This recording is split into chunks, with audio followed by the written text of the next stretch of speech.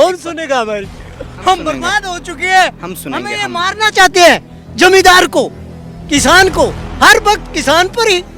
कभी किसी एमएलए नेता पे किसी ने लाठी खाई है?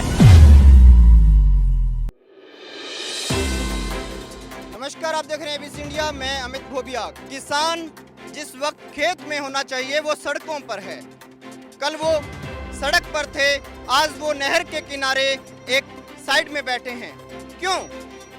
आखिर क्यों हरियाणा के किसानों को बार बार कभी कुरुक्षेत्र में डंडा खाना पड़ता है, कभी पुलिस की लाठी झेलनी पड़ती है और आज उन्हें यहाँ पर प्रदर्शन करना पड़ रहा है? तो किसानों के बीच में मैं आया हूँ और सबसे पहले आपको मुद्दा बता दूं। मुद्दा ये है कि जो हमारे ये किसान भाई हैं, इन्होंने एक प्रदर्शन ये शुरू किया है। आज रोज ये यहाँ पर कर रहे हैं क्योंकि यहाँ से एक रोड निकलना है। अबूब शहर गांव के बाहर से एक रोड निकलना है और उसके मुआवजा जो है उसका बहुत कम दे रही है सरकार। किसानों का मानना है कि जो शहरी भाव है उससे 4 गुना ज़्यादा मुआवजा हमें दिया जाए। मांगे हमारी सरकार से हम सब की एक ही मांगे हैं, मुख्य मांगे हैं ये है जो मैं आपको बता रहा हूँ। बाजार भाव से 4 गुना किसान को मुआवजा दिया जाए। किसान के जो ढाणी है, रास्ते के सवाल को लेकर और खाड़ का सवाल है, इन सब बातों का सरकार इनका प्रबंध करे। किसान के जो गांव में जो प्लॉट आ रहे हैं उन प्लॉटों का बाजार भाव डीएलसी रेट के हिसाब से सरकार मुआवजा दे रही है। हालांकि उनका बाजार भाव से 4 गुना सरकार को मुआवजा देना चाहिए। ये हमारी मुख्य मांगे हैं और ये धरना जब तक जारी रहेगा जब तक सरकार हमारी इन मांगों को नहीं मानती। तो यहाँ पर किसान नेता भाटी साहब भी हैं जिनसे अक्सर हम आपको रूबरू कराते रहते हैं। तो मैं अभी आपको सभी किसान भाइयों से मिलवाता हूँ और हम एक एक किसान से उनकी समस्या जानेंगे, उनसे बातचीत करेंगे। तो सबसे पहले इस मुद्दे की शिनाख्त के बारे में मैं भाटी साहब से ही बात कर लेता हूँ। तो भाटी साहब, जिस उम्र में घर में पोतों पोतियों के बीच में बैठना चाहिए, आप हर दिन संघर्ष में लगे हैं। ये भी पोते पोती ही है ना। अच्छा, तो आज का रोष क्यों?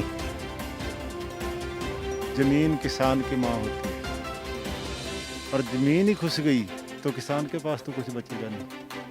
और उस जमीन की कीमत जो सरकार दे रही है उससे एक बार जो किसान अपनी ज़मीन बेच गया, उजड़ गया, उसके बाद ये नहीं पता वो कहाँ जाके बसेगा, कहाँ ज़मीन मिलेगी। ये सबसे बड़ा पॉइंट है, छोटा पॉइंट नहीं है। सरकार ने अगर ज़मीन लेनी है, सरकार को चाहिए रोड बनानी है, तो किसान को उसकी ज़मीन का पूरा सा पूरा 2 करोड़ से कम जो भी खेत लेंगे वो किसान का गला घोट के लेंगे। किसान से ज़बरदस्ती होगी, किसान से सरकार का धक्का होगा, वो नहीं होने देंगे। मतलब आपके साथ मतलब कोई गुफ्तगू नहीं है, कोई बातचीत नहीं है? बातचीत तो उन्होंने तभी भी नहीं की जब लाते बाहें भी तोड़ दी। जो पिपली में रैली हुई है कल, और रैली में परसों वाली रैली में लाते तोड़ी, बाहें तोड़ी, सिर पाड़े। अभी तक संसदीय कमेटी बनाई है और वो भी कमेटी गाँव में जाके पूछ रही है लोगों से। और जो वहाँ पे किसान नेता बैठे हैं उनसे क्यों नहीं बात करती, उनको क्यों नहीं बुलाती? इनका किसी नेता से या किसी किसान से या किसी दुखिए बंदे से मिलने का इनका काम नहीं है। ये सुखिए बंदों से मिलते हैं जिनके पास पैसा, और उनको और पैसा दो, उनसे फिर चंदा लेके बाद में इलेक्शन लड़ेंगे, अगला इलेक्शन जीतने की तैयारी है। यही कुछ है इनके पास। हमारे यहाँ 2 नहरें गुजरती हैं।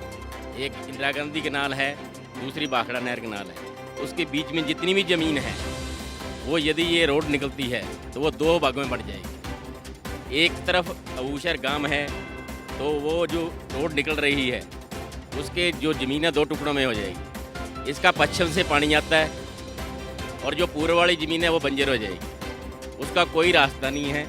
यदि कल को कोई अनहोनी होती है जहाँ बरसात ज़्यादा हो जाती है तो अबूशहर गांव जो वो डूब जाएगा, क्योंकि एक तरफ से रिंग बांध बन गया है और परली तरफ जो ज़मीन रह जाती है उसका गांव से कनेक्शन टूट जाएगा और कोई रास्ता नहीं है।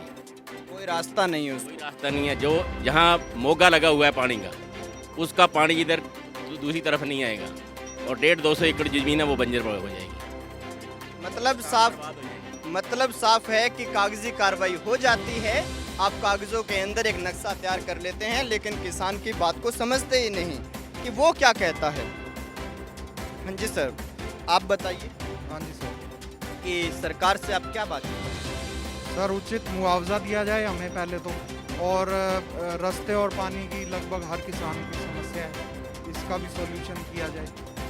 4 गुना बाजार जो बाजार का भाव पता करें आप, इन्होंने 28 लाख रुपए हमें अनाउंस किया है। 28 लाख रुपए में आप ज़मीन तो खरीद के दिखाओ हमारे गांव में। हमारा जो मुख्य मुद्दा ये है, जो ये नई सड़क यहाँ से निकल रही है, इसके अंदर हमारे बहुत से छोटे ज़मींदार हैं, जैसे जिनके पास 4 एकड़ ज़मीन है।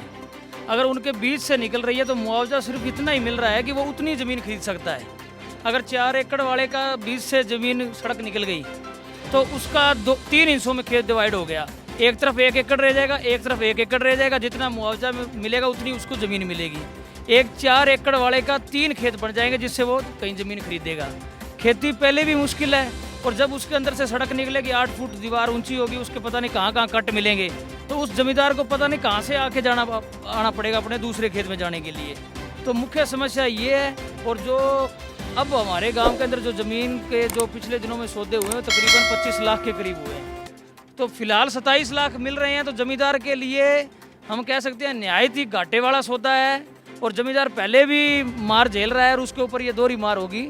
तो सरकार के अंदर बैठे नुमाइंदों, एक बात मैं बड़ी मीडिया के लोग जो हैं उनको बता देता हूं, जैसा हम दिल्ली के एक स्टूडियो में काम करते थे तब वहां का जो माहौल था वो इस चीज़ को एनालाइज नहीं कर पाता था कि किसान जो है उसको अपनी ज़मीन हिस्सों में नहीं चाहिए। हिस्से तोड़ने के लिए किसान बड़ा पैसा खर्च कर देता है, अपनी ज़मीन के हिस्से ना बने इसके लिए भी, और यहाँ पर सरकार उसकी ज़मीन को बांट रही है। तो यहाँ पर कुछ और लोग भी हैं, इनसे भी बात करते हैं। मैं ये बताना चाहता हूँ भी जो ये भारतमाला सड़क परियोजना है, ये चौटाला राजस्थान की तरफ से चौटाला गांव में इंटर हो रही है, और डवाड़ी के 9 गांव इसके अंदर आ रहे हैं, जिसमें सभी गांव की जो ज़मीन है वो उपजाऊ है। जैसे मोदी साहब कह रहे हैं भी उपजाऊ ज़मीन किसी अधिग्रहण के लिए नहीं ली जाएगी। और ये जो हमारा क्षेत्र है चौधरी देवीलाल की कर्मस्थली और जन्मस्थली है, इसका रेट यहाँ इतना ज़्यादा है कि इसकी कोई कीमत नहीं है। लेकिन उनका जो पड़पोता है उसको 500 आदमी हम जाके डीसी के माध्यम से ज्ञापन दिया था, लेकिन उन्होंने किसानों का आज तक कोई जवाब नहीं दिया उस बात का। तो मैं डिप्टी सीएम से ये कहना चाहता हूँ भी आप अपने जो दादा की विरासत है उसका हरियाणा में सबसे कम वैल्यू कैसे लगा सकते हो? तो यहाँ का रेट है ना जो 28 लाख आज अबू शहर का रेट किया है। आप एक बात बताइए, आपके बात को काटते हुए पूछता हूँ कि मैंने इधर चौटाला गांव जो है यहाँ से लगभग 5 MLA हैं, और चौटाला का नाम जो है महिपालपुर वगैरह उधर दिल्ली के करीब एरिया में बहुत चलता है। 5 MLA होने के बाद भी आपके गांव के लोगों को काफ़ी समस्याएं हैं। देखो जी, चौटाला गांव के 5 MLA हैं और 7.5% जो है विधानसभा में 7.5% हिस्सा है चौटाला गांव का। लेकिन चौटाला गांव का दुर्भाग्य देखियो, एक जो अपने स्थानीय विधायक है अमित शाह, वो किसानों के बीच जरूर आए हैं भी मैं आपके साथ। पिछले 3 दिन से मैं कवर कर रहा हूँ, मुझे कोई विधायक कोई नेता नहीं मिला, किसी पार्टी का नहीं मिला। देखिए जी, झूठ के पेड़ नहीं होते। वो डवाड़ी में हमारे को आके समर्थन दिया है, और कल भी उन्होंने हमारे से कहा भी आप इकट्ठे हो जाओ, मैं आपके साथ हूँ, विधानसभा में भी आवाज़ उठाऊंगा। डीसी साहब से भी वो मिले हैं। ये तो हम तो एक गैर राजनीतिक आंदोलन करेंगे।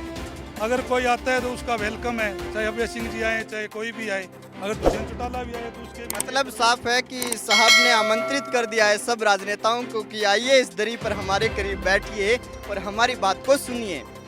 खैर, अब आपका नाम बताइए सर। रामरूप शहर से यहाँ जितने भी किसान भाई इकट्ठे हुए हैं वो सभी दुखी हैं। मैं उनका दुखड़ा क्या रहूँ, मेरा खुद का दुखड़ा ही कोई सुनने वाला नहीं है। इनका दुखड़ा आगे कहाँ जाए? सुनाइए आपका दुख। किस को सुनाए? कौन सुनेगा भाई? हम बर्बाद हो चुके हैं। हमें ये मारना चाहते हैं जमींदार को, किसान को। हर वक्त किसान पर ही। कभी किसी एमएलए नेता पे किसी ने लाठी खाई है? किस लिए? किसान जो अपना दिन रात मेहनत करके ये इतनी कमाई, हर गरीब का, मजदूर का, किसान का, हर इंसान का पेट भरता है, उसका हक छीन रहे हैं। क्या यही राजनीति है? क्या इसीलिए हम इनको वोट देते हैं? बस यही। हर बार किसान को क्यों मारा जाता है?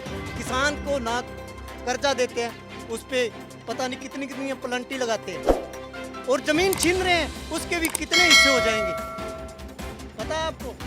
कोई सुनने यहाँ पर आपको एक बात बताता हूँ किसान केवल अपना घर नहीं चलाता, किसान मजदूर का घर चलाता है, किसान बनिए का घर चलाता है, किसान दुकानदार का घर चलाता है, किसान सरकारी विभाग में लगे हुए बहुत से लोगों का घर चलाता है। और यही दुखड़ा इन लोगों का है कि सरकार उसके बावजूद हमारी नहीं सुन रही।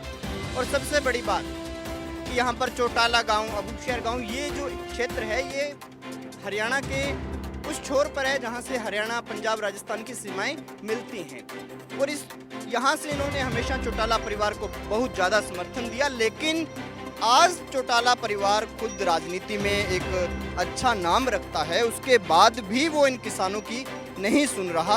और यही इस किसान का दर्द था और यही इन सब किसानों का दर्द है। खैर, हम युवा लोग बैठे हैं उधर, नई पीढ़ी, और नई पीढ़ी से हम बात करते हैं। ये वो नई पीढ़ी है जो अच्छा पढ़ी लिखी है, पढ़ाई की है, लेकिन एक बड़े पढ़ने के बाद, अच्छे कॉलेजों में पढ़ने के बाद भी आज इन्हें स्टार्ट पट्टी पर बैठना पड़ रहा है एक नहर के किनारे। हाँ सर, बोलिए, क्या डिमांड है आपकी सरकार से? मुझे तो मुआवजे की है, जो समस्या बताई वही है। वही समस्या है। आपको नौकरी वगैरह मिला अभी? नहीं सर, कोई नौकरी नहीं है। कोई फॉर्म अप्लाई किया आपने? हाँ किया था। किया।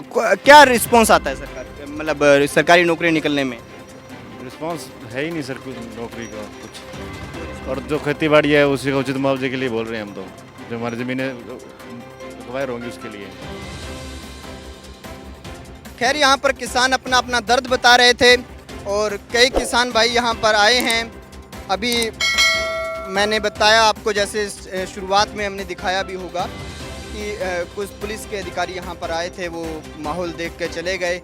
पिछले दिनों भी कुछ पुलिस के अधिकारी जब ये खुइयाँ मलकाना की तरफ इन्होंने रोड जाम किया, वहाँ पर भी आए और एसडीएम साहब भी आए, हम भी वहीं थे।